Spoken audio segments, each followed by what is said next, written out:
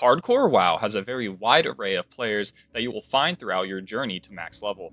Some players that you encounter will be remembered for years to come, sometimes for good and sometimes for bad. Here's a list of the 8 different types of hardcore players. Most people will likely fall into one of these categories or a mix of multiple. Before we start the video, make sure you are subscribed with the notifications on to never miss more WoW content from my channel. Your support would be greatly appreciated, as I need your help to try and hit 5,000 subs by the end of 2025. With that being said, let's start with the first kind of player. To start off, we have what I like to call the starting zone veterans. Basically, these players are the players that play hardcore a lot and really enjoy it, but they can't quite get past the early game zones and usually die before level 15. These players probably have a record high level of 19 where they died in a full wipe in the dead mines. They are starting zone experts and have probably played through all of the starting zones several upon several times, but they have no issue with that. These players just play to enjoy the game and enjoy those nostalgic early leveling zones and the memories they bring, but they play hardcore because that was the new popular thing on the menu. Some may find it hard to believe that these players exist, but trust me, they do, and you could probably find their corpses in the Fargo Deep mine of Elwyn Forest right now. No shade though, they probably have some of the most fun, chill experiences in the game with how stressful hardcore can be. Next is probably the evil supervillains of hardcore WoW, and that is the Griefers. These guys are few and far between, and you can never tell what they are capable of until it's too late. Griefers can come in many forms. One kind will usually show their true colors to you in dungeons or raids as they try to wipe your group. This usually happens when maybe you roll on the gear they want and win it, whether it's a boss drop or a rare BOE. As they sulk over their loss, they usually get the grand idea to ninja pull an entire room of mobs or screw up a mechanic, getting the entire group killed. Usually, you would think Griefers are rogues or hunters with vanish and feign death, but no, you'd be surprised that people would essentially kill their character with days of playtime for the sake of petty revenge. I wouldn't wish running into a Griefer on my worst enemy, and sometimes people may get mistaken for Griefers if they make genuine mistakes, but when you do encounter them, you know without a doubt. Another version of griefing you may encounter is when random people in the world drag large groups of enemies onto you that social aggro, which is pretty uncommon, but is really annoying. Luckily, this kind of griefing is avoidable on most classes if you pay attention, but if you aren't, this could take you out of nowhere. A last notable way to get griefed would be through tagging people into world PvP and getting them killed by either neutral guards or by ganking of a higher level character. This usually involves a rogue sitting in stealth on top of a neutral quest giver or mob, which results in them being clicked on and auto-attacked, flagging you for PvP combat. This definitely is the worst in Booty Bay, but can happen in other places like Gadgesan.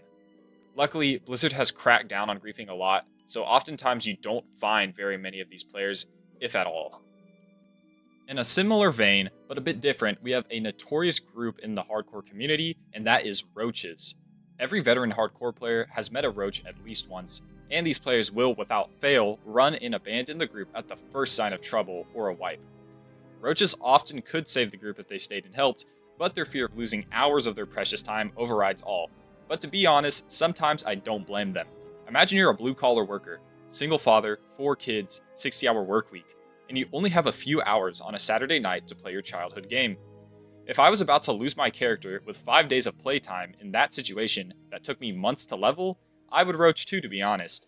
The real issue with roaches is when they aren't this person. Rather, they are someone who no-lifes the game.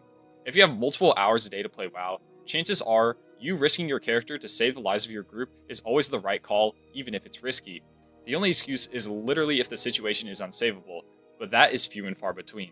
When joining dungeon groups, all you can do is hope that you don't have a roach on your team. But odds are, there will always be that one guy ready to abandon you. Continuing, we have the solo self-found purist.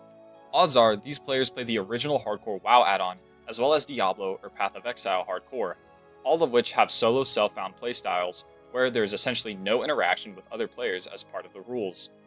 These players love the challenge and player progression of never grouping, never trading, and getting everything for themselves, and I commend them for enjoying that challenge.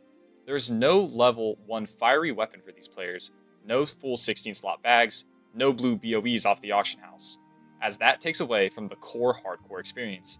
Usually these players mind their own business, and they are pretty chill, But sometimes you get the rare elitist who thinks so highly of themselves because they play the game differently, and sometimes they taint the image of these solo self-found players and their awesome community. On the contrary, we have the speed levelers, the opposite of the prior. Speed levelers play to get as many level 60s as possible to do the endgame content. These people will kit their character out from level 1, using leveling guides the entire way for maximum efficiency, and are always on that grind to get to level 60. These players probably main mage when new servers launch, and AoE grind to level 60 within the first week or two. The reason these players level so many characters is likely to make up for their raid characters that die when someone messes up a mechanic in a raid, be it a guildie or themselves. Or it could be because they themselves keep dying at higher levels and are tired of it. Speed leveling is not for all, and it's not really my thing, but to each their own, I guess. Next up, we have a pretty rare player, but we have the Mak'gora Ear Hunters. These are usually the PvPers on normal classic realms, but since there's not really much PvP on hardcore, they get their fill by dueling others to the death. These players come in one of two varieties, the first being the players who level, but Mak'gora any player they pass of a similar level thinking they will win with their PvP skills. Which sometimes they do, and sometimes they don't. But even if they die, it's worth the adrenaline rush of the moment. The other variety is a bit more scummy, and those are the players who will twink out their character in really good gear for their level, far outclassing common questing gear, and using that to duel players. Oftentimes, they will have a fake set of gear and go up to Mak'gora people, knowing they will take an easy challenge. But right before the duel starts, they swap to fully enchanted best-in-slot PoEs for a level 20 character, and they destroy their unsuspecting opponent with their full consumables and gear difference. These players have literally no honor, and will do anything to get their collection of ears buffed to a high number, and as a result, they are the reason most players will just never accept a Mak'gora.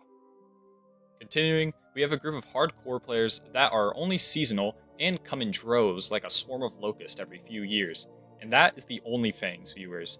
When talking about these players, I mainly mean the ones that don't normally play WoW, but gravitate to it when their favorite streamers decide to play hardcore WoW in a massive event. Sometimes these players can be toxic, but also they can be awesome as they are a massive group of new or returning players to the game we love. While they may quit after 2 or 3 months, when they do play every year and a half, we thank them for the excitement and life they bring to the game, making the world seem full and alive.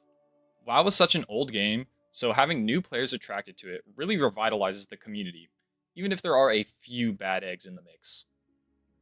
Now lastly, we have the normal hardcore players, the ones that will just level a few characters, quest, dungeon, and enjoy the game's core journey of reaching level 60. There's not a lot to say about these people, as they don't really stand out, and odds are a majority of you watching this are probably this kind of player. All that can be said is that they play the game casually, level at their own enjoyable pace, and try to drive the friendly community aspects of classic WoW. Hardcore WoW offers a unique kind of experience in Azeroth, and these players know and expect that, rather than trying to chase the thrills better found in the other versions of the game. They value their characters' lives, but also the lives of their fellow players, so teamwork and cooperation out in the world is obvious, even if it means risking your own playtime. And that concludes the 8 different types of hardcore WoW players. If you enjoyed the video, make sure you like and subscribe for more videos like this one. Leave a comment below if you have any experiences with players like this in the comment section. Anyways,